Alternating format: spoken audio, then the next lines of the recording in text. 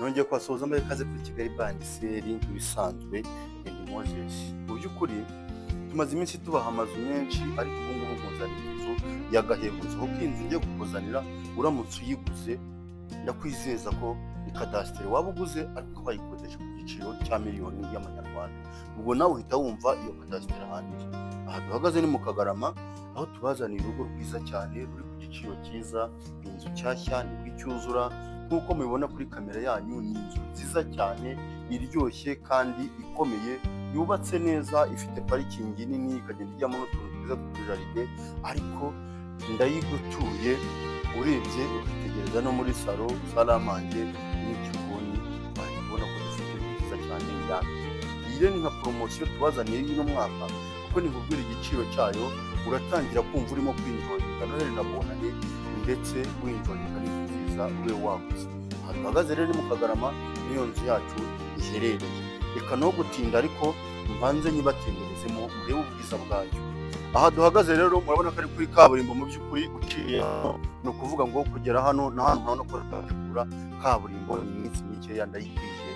Ariko noneho turi hano inyuma ni n'urwacu, ubwiza bwayo nziza cyane, ifite ibyumba 4 dushe na toilette 3, yubatse ariko ku buryo buri moderne mu gihugu.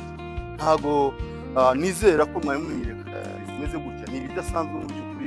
Iyo witegereje kuva kuri korotire ukareba n'imbere ubona ko dufite kadasitere nziza tukuzaniye. Niyo mpamvu nakubwiye ngo rero ni nk'impano ya Bonane. Wowe rero nakugira inama kugira ngo wigurire property, kuko impamvu mbigukonsera, iyi nzu uramutse uyiguze ushobora kuba wayikodesha kuri miliyoni y'amanyarwanda. Urumva ko niyo wabagurije banki cyangwa wayifite inzu yanyu yaba yishyura. So reka rero kubatindira, ndi Moses nababwiye, kampani yo ni Kigali Bandiseri, nk'uko mudahwema kubagezaho ibyiza. Mu by'ukuri iyi niyo nabatiyemo kugira ngo mwinjoyinge iminsi mikuru, ndetse winjoyinga n'inzu nziza cyane. Reka nibatindiye twinjiranemo.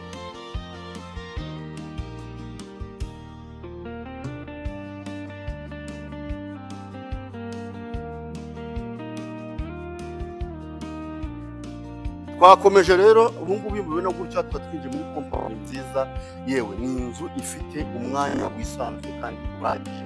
Mu by'ukuri niba ubasha kureba ikintu cyose, kugera hariya hirya ashobora guparikamo imodoka enye.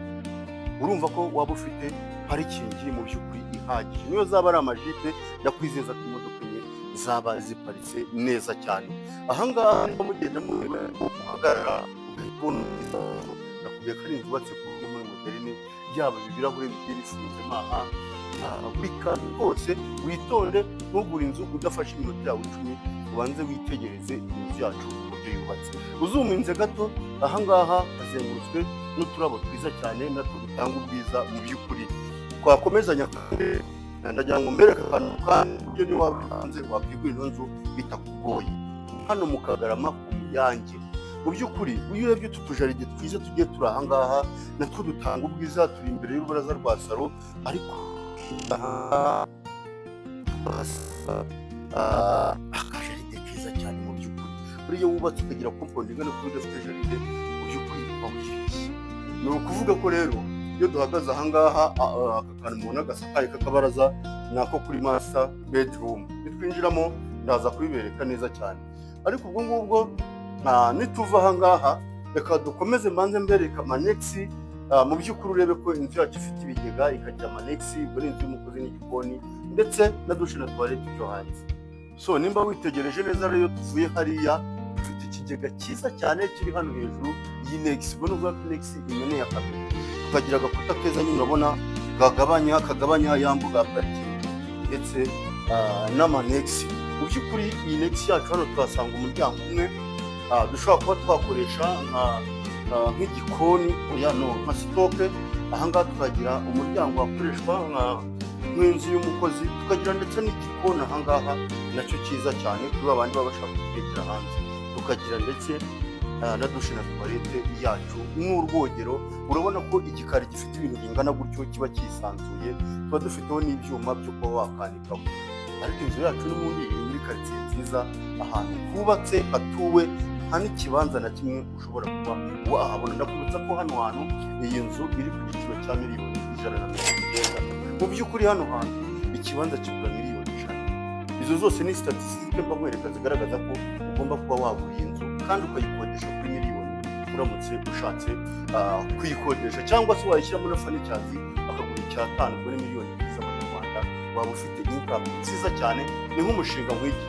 Reka no kubatindira, ahangaha dufite umuryango winjira uciye mu gikoni, ubwo ni mu gikari, ariko tukajya n'undi muryango mu hariya mu rubavu. Dufite imiryango ibiri ushobora kwinjira mu nzu, ndetse tukajya no kuri salo. Reka duhere kuri salo twinjirane mu nzu rero.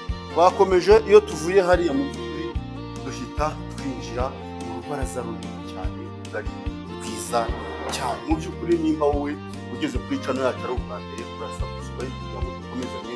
Nta hantu na hamwe uzabona icyiza nko muri Kigali buy and sell.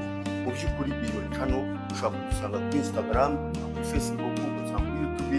Mu by'ukuri nta handi hantu ushobora kubona imari nziza nk'izi. Twakomeje tuninjirana, ndetse ndabizi neza buri muntu wese yagiye kugura inzu areba ku kintu cyitwa igikoresho. Ndakwizeza ko aya makaro ni ya yandi y'imbaho atajya acuya, ariko wareba n'iyo espace yo kugera salo bikomeje ko wagura iyi nzu. Ndebera iri tara ryiza na parafo, ndetse buri kantu kose kari aha ni ikintu cyiza cyane cyagukurura, kikaba cyagutera n'amatsiko ukavuga ati se ariko ngwino wowe kwanza bwa mbere ubanza usure. Gusura ni for free, nawe wihera amaso inzu nyinshi ushobora gucaguramo iyawe. Ubwo tuvuye muri salo kandi n'ingana kuriya, bitadukubitana na salle à manger nini cyane yisanzuye, yaba kuva hasi ku makaro kugera kuri parafo, byose murabona ko ari byiza cyane. Ahangaha rero bafite akarava ushobora gukarabiramo na miriwari ireba igihe umaze kurya. Bikamubwira ikintu cyiza rero, uzi ko iyi nzu yacu hari abantu duhura n'ama-challenge batubaza ngo ese kuki igikoni kiri open, kuva umuntu atabishaka avuga ati ngiye kukineka bandeba, ngwino mbereke. Ahangaha dufite igikoni kuri uyu muryango, ariko ni cya gikoni ushobora gukora ugafunga hano muri salo atagomba kubona, ari ibintu biri gutunganyirizwa hano bakashyira ifungo muri salle à manger. Urugi rwo nimuvura murarubona rwanda rwiza. Ubwo ibyo byose mpamvu ndi kubwira ndakubwira ko ibikoresho bikoze iyi nzu ari original. Twinjiranye mu by'ukuri ahangaha iyo twageze tugura n'igikoni cyiza cyane, ubona ko kibereye ijisho. Umukozi wese waba ufite ukoreshamo yaba ateka yisanzuye ahumeka, kuko harimo umwanya wa gazibuka, tukagiramo umwanya wa firigo. Buri kantu kose kari aha karasinze, ku buryo uramutse uguze ushaka kuguramo ushyiramo ibikoresho gusa, naho ubundi ibintu byose bigiye biri sitayi. Reka rero tuze kuri iki gice mu by'ukuri mba bitekereje neza, duhere ku cyumba cya mbere cy'abashyitsi. Ubwo rero iyo tuvuye hariya aho duhagaze ni kuri chambre y'abashyitsi. Reka twinjirane, ariko bagirwa n'inzugi zose ziri ahandi gufura. Ubwo rero iyo twinjiye hano, ikintu cya mbere duhura nacyo, duhura na dushe na toilette nziza cyane. Ubona ko ni dushe yisanzuye, ifite amakaro meza, yaba toilette ndetse n'utundi tuntu tugiye dufunzemo kuko accessoire two muri toilette tuba ari twiza cyane. Ahangaha rero ndakwibutsa ko zirikana ijambo nakubwiye, uramutse uguze iyi nzu wowe ni ukuzana imyenda gusa. Urabona ko ndebera aka kabati keza cyane karimo ahangaha, ubona ko nako wakagura nawe. Ubyukuri waratuganye kuturanije. Ubwo rero niba tuvuye aho ngaho nakomezanye, turasohoka muri chambre principale tunagendana. Mbabarire ukurikiye tugendane neza. Ahangaha duhagaze tugiye kuhasanga igice cy'ibyumba bigera muri bitatu. Ibyumba bitatu turaza gusangamo na master bedroom. Ahangaha rero turafite icyumba cya mbere, kirimo icyumba cyiza nacyo ubona ko gisobanutse, yaba uburyo bw'imyubakire, amarangi, amakaro, ndetse n'icyumba gisangamo ubwari miliyoni y'amanyarwanda batatinya kuyigura, kuko n'ubundi hano niko inzu zacu zikodeshwa. Twava aho rero mu by'ukuri ahangaha turahasanga ikindi cyumba nacyo cyiza cyane. Nimba witegereje ubona ko ibyumba byacu bimeze nk'aho bisanganye, kabiri ko usabura n'umwanya munini kandi waba wagiteyemo. Igurira inzu nziza rero hano mu Kagarama ku Muyange, niho hasigaye amazu mashyashya mu by'ukuri. So ikindi kintu hano dufitemo dushe na toilette nayo nziza cyane isobanutse, kandi ubona ko ikeye. Ni za toilette za Milano tukagira utu accessoires twose aha ngaha, shawa, tukagira amakorope savo ndetse n'ahantu ho kuba wakarabira. Mu by'ukuri reka tuve aha ngaha rero, ubwiye dushe na toilette ikoreshwa na biriya byumba bibiri. Reka tuve aha ngaha twinjirane muri massage. Uzi ko iyi nzu yacu koko iri ku giciro cya $190. Nikubwira kandi mu Kagarama ntabwo hajya amazu menshi cyane agurishwa. Mu by'ukuri iyo ibonetse biba ari nka tombora, iririrwa ariko ntirara, ariko ndakwifuza ko iyi ngiyi itagucika. Twakomeje dufungura, aha ngaha dufunguye ni mu muryango ujya muri master bedroom. Ni ukuvuga ko icyumba kiri aha ngaha tukahagira dushe nziza nini koko, kandi ubona ko ikwiriye nyine kwitwa ko ari master bedroom. Iyo witegereza iyi shawa irimo, wareba iyi lavabo ifunzemo na mira ndetse na espace irimo aha ngaha, bihita bikubwira ko twahageze muri master bedroom. Iyi nzu ndakwibutsa ko purafo yose ni igipusamu nk'uko wagiye ubyibonera n'amaso yawe.